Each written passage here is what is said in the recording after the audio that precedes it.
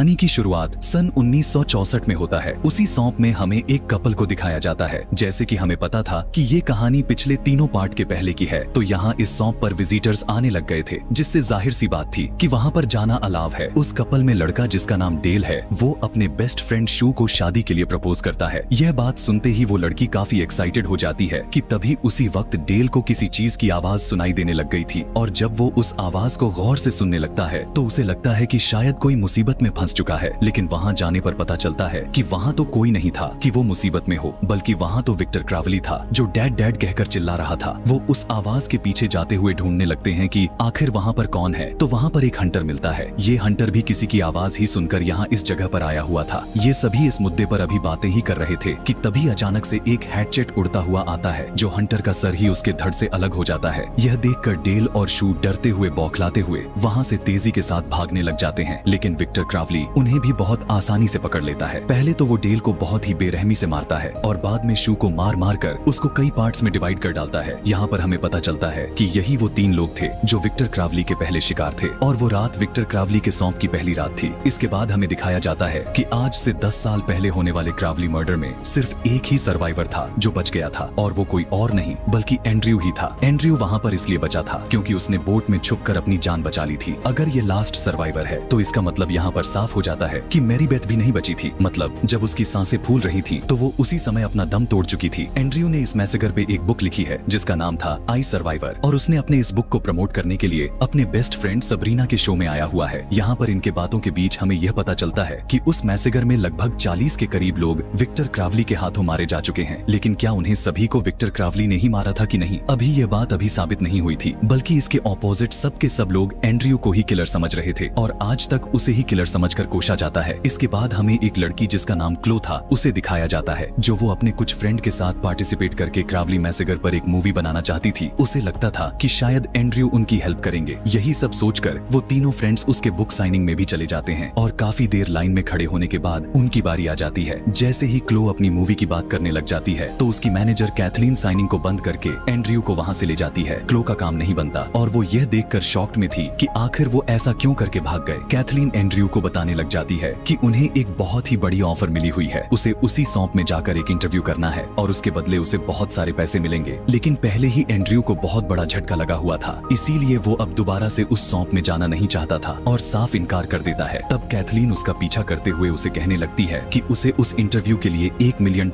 मिलने वाले हैं। अब क्योंकि अगर एंड्रयू की जगह कोई भी होता तो इतना सारा पैसा देखकर किसी का भी ईमान बदल जाता, जैसे एंड्रयू के साथ हुआ था। $1 मिलियन का नाम सुनते ही वो जाने के लिए एग्री हो जाता है। वो जाकर प्लेन में बैठ जाता है जहाँ पर उसे बाकी के विजिटर्स भी मिलते हैं। लेकिन हम यहाँ पर अभी भी देखते हैं कि एंड्रयू काफी डरा हुआ दिखाई दे रहा था कि तभी वहाँ पर सबरीना भी आ जाती है, और यहाँ पर एंड्रयू को पता चलता है कि उसका इंटरव्यू किसी और को नहीं बल्कि सबरीना ने ही लेना है, जिससे वो बिल्कुल भी खुश नहीं दिखाई दे रहा था। दूसरी तरफ क्लो और उसके बाकी के फ्रेंड्स क्रावली मैसेगर का ट्रेलर शूट करने के लिए उसी सौंप पर पहुंच चुके थे। यहाँ पर हमें देखने को मिला कि अब उस सौंप को एक थीम पार्क बना दिया गया था, और बात यहीं तक नहीं थी बल्कि वहाँ पर तो विक्टर क्रावली के मर्चेंडाइज को भी सेल किया जा रहा था। वहाँ पर उन्हें एक गाइड डेलन नाम का आदमी भी मिलता है जो उन्हें सौंप का टूर करवाएगा। वो उन्हें बताता है कि स्टार्टिंग के 4 सालों में बहुत से लोग यहाँ पर घूमने आते थे, लेकिन उन 4 सालों के बाद अब लोग बहुत ही कम आते हैं क्योंकि लोगों को विक्टर क्रावली का क्रेज काफी खत्म सा हो गया है। क्लो ने उस कर्स का पता लगवा लिया था जो मरते हुए साइन नाम की जो औरत थी, और अपने हस्बैंड के करतूतों के बारे में जानने के बाद उसने उसे रंगे हाथों पकड़ा था और उसने नर्स के बच्चे को श्राप दिया था जब वो पैदा भी नहीं हुआ था, और उसी कर्स की वजह से विक्टर क्रावली बना था। लेकिन उसे समझ नहीं आ रही थी कि उसे कर्स को कैसे बोलना है, इसीलिए वो अब यहाँ पर यूट्यूब की मदद लेती है। यूट्यूब पर उसे बहुत सारी वीडियोस तो मिल जाती हैं जहाँ पर लोग उस कर्स के बारे में सिखा रहे थे कि उसे कैसे बोला जाता है।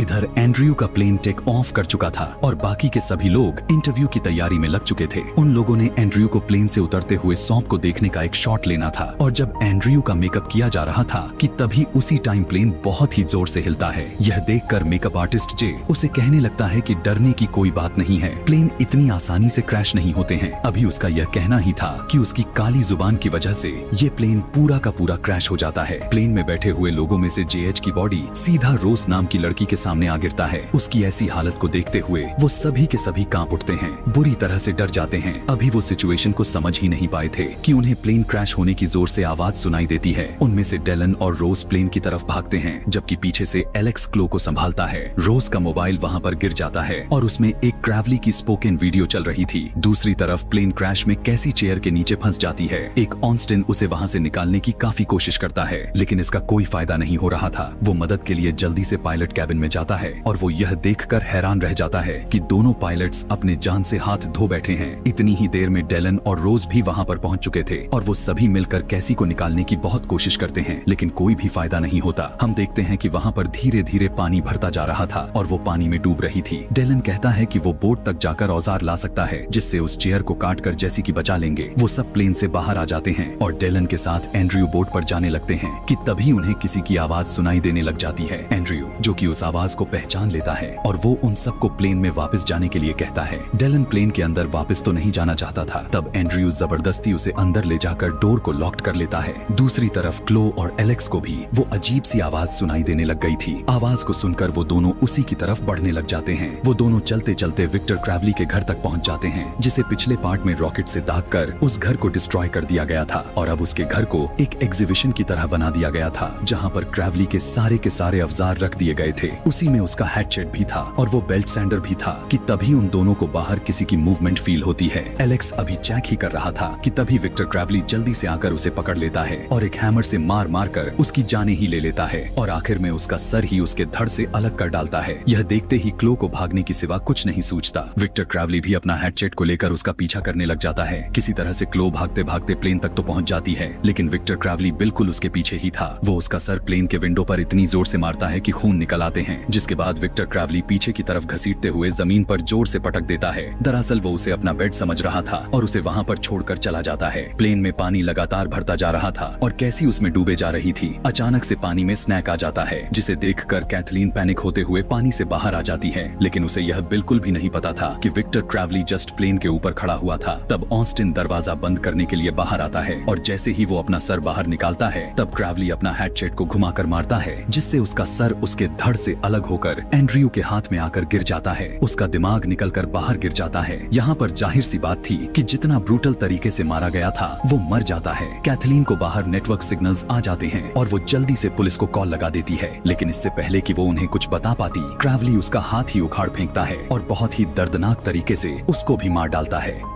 फिर वो क्लो के चेहरे को कुचलकर उसे भी मार देता है। प्लेन के अंदर कैसी पानी में डूब चुकी थी और तड़प तड़प कर उसकी भी मौत हो जाती है। अपनी आंखों के सामने उसे तड़पता हुआ देखकर कोई भी उसकी हेल्प नहीं कर पा रहा था। वहीं पर इसे लेकर सबरीना और एंड्रयू के बीच बहस छिड़ जाती है। वो कहती है कि कैथलीन ने उससे झूठ बोला था, उसे सिर्फ इंटरव्यू के लिए 25,000 ही डॉलर्स मिलने वाले थे। तभी अचानक से कैथलीन की बॉडी एक विंडो पर आ गिरती है और उसके मुंह से निकला हुआ हाथ के साथ उस लड़की का मोबाइल था, जो अभी अभी कुछ देर पहले विक्टर क्रावली के हाथों मारी गई थी। वो मोबाइल बज रहा था। रोज उससे मोबाइल को लेती है। जैसे ही वो कॉल उठाने ही वाली थी, उससे पहले ही कॉल कट जाती है, लेकिन वो दोबारा से अब कॉल भी नहीं लगा सकते थे क्योंकि उसके मोबाइल में पासवर्ड लगा हुआ था। कि तभी अचानक से वहाँ पर विक्टर क्रावली आ जाता है और अपने बेल्ट सैंडर से उस प्लेन को काटने लग गया था। लकीली वो वायरिंग को काट देता है, जिससे प्लेन की पावर चालू हो जाती है। डेलन उन्हें कहने लग जाता है कि अगर प्लेन में पावर है तो वो उसकी इंजन को दोबारा से चालू कर सकता है और वो क्रावली को टरबाइन में धकेल कर उसे मार सकते हैं। यह कहने के बाद वो कैबिन में जाकर इंजन को चालू करने की कोशिश में लग जाता है। दूसरी तरफ विक्टर क्रावली प्लेन को काटकर अंदर घुस गया था, लेकिन वहाँ पर उसे कोई भी नहीं दिखाई दे रहा था क्योंकि जहाँ से प्लेन के अंदर पानी जमा हो रहा था वो सब उसी रास्ते से निकलकर वहाँ से भाग जाते हैं। एंड्रयू बाकी लोगों को भेजकर डेलन को बचाने के लिए विक्टर क्रावली को अपने पीछे लगा लेता है। सबरीना और रोज दोनों में लड़ाई हो जाती है और सबरीना उसके हाथ से मोबाइल को छीनकर वहाँ से भाग जाती है। उनकी आवाज सुनकर क्रावली वहाँ पर पहुँच जाता है, लेकिन रोज किसी तरह पेड़ पर चढ़कर अपनी जान बचा लेती है। सबरीना भी किसी तरह बोट तक पहुंच जाती है, लेकिन उसके पास उसकी चाबी नहीं थी कि तभी वहां पर विक्टर क्रावली भी आ जाता है। अपनी जान बचाने के लिए वो किसी तरह खुद को छुपा लेती है, लेकिन उसके हाथ में मौजूद फोन बजने लग जाता है। वो जल्दी से मोबाइल ऑफ करती ही है, लेकिन उसका कोई फायदा नहीं होता क्योंकि काफी देर हो चुकी थी। क्रावली उसे पकड़कर मार डालता है। दूसरी तरफ डेलन प्लेन का इंजन स्टार्ट करने में कामयाब हो चुका था। एंड्रयू भी उसके पास पहुंच गया था। तभी वो रोज को अपने तरफ आते हुए देखते हैं, लेकिन उसके पीछे विक्टर क्रावली भी होता है और उसे मारने के लिए